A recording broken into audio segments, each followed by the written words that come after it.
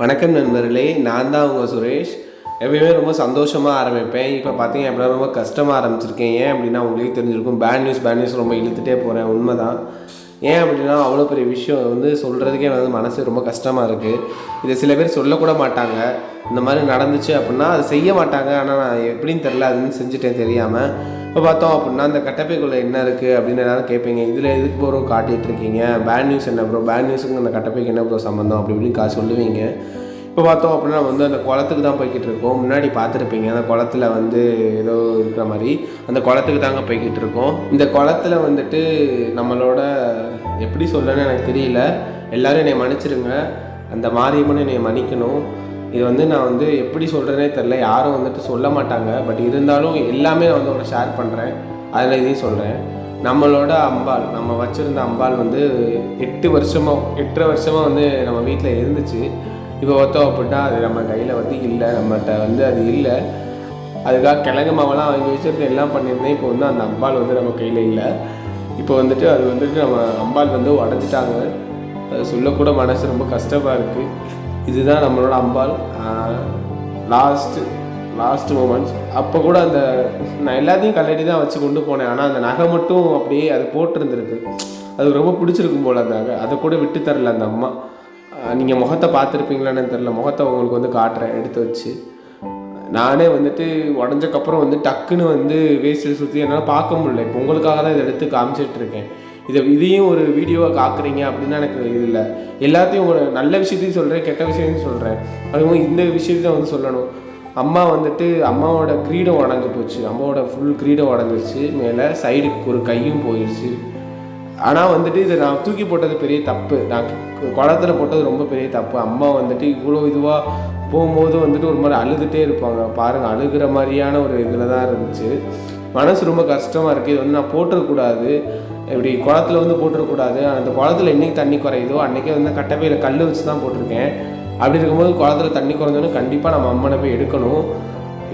ஏன்னா பெரிய அடுத்து இந்த போட்டக்கப்புறம் தான் யோசித்தேன் என்ன அப்படின்னா, நம்ம பெரிய பெரிய கோயில்களெல்லாம் உடனே சிலை பயன்படுத்துகிறாங்க. அது மாதிரி ஒரு ஐயர்கிட்ட கேட்டதுக்கு அவர் தான் சொன்னாங்க, நீங்கள் எதுக்கு போட்டிங்க, தாராளமாக உங்கள் வீட்டில் வச்சு வழிபட்டுருக்கலாம்.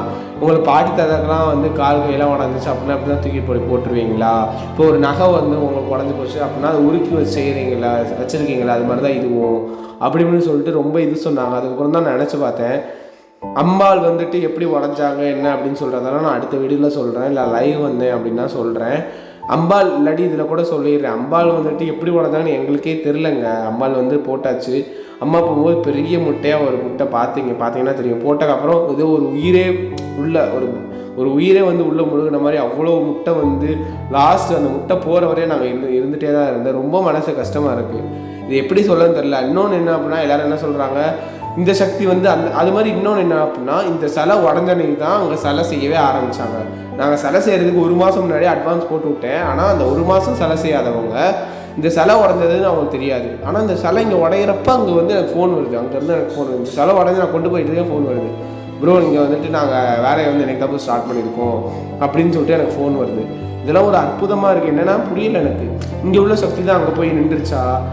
அதுதான் சொல்கிறாங்க. நிறைய பேர் சொன்னாங்க, அது சொல்லாத, யூடியூப்பில் சொல்லாத அப்படின்னு என் ஃப்ரெண்டெல்லாம் சொன்னாங்க.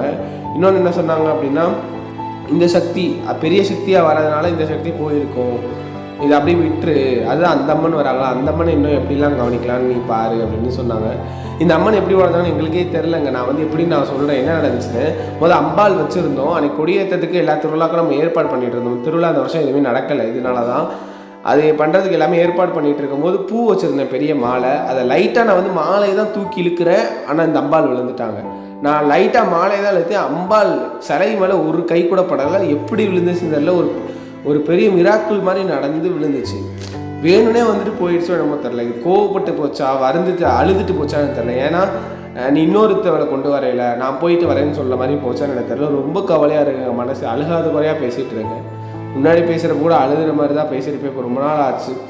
ரொம்ப மனசு கஷ்டமாக இருக்குது. இன்னும் 5 நாளில் அந்த அம்பாள் வந்துடுவாங்க. இன்னும் 6 நாளில் வந்துடுவாங்க. இந்த மாதிரி தாங்க வச்சு கும்பிட்டுருக்கோம். நம்மளோட அம்பாள் நம்மளை விட்டுட்டு போயிட்டாங்க. இதை என்னால் அக்செப்ட் பண்ண முடியல. உங்களால் அப்படி அக்செப்ட் பண்ண முடியும்னு தெரில. நம்ம அம்பாளுக்கு ஒரு நிமிஷம் ஒரு நிமிஷம் மட்டும் நம்ம வந்து ஒரு மௌன அஞ்சலி மாதிரி வந்து அம்பாளுக்கு செலுத்துவோம். இத்தனை நாள் நம்ம அம்பாள் நம்ம கூட இருந்தால் ஒரு நிமிஷம் வந்து அம்பாளுக்கு மௌன அஞ்சலி மாதிரி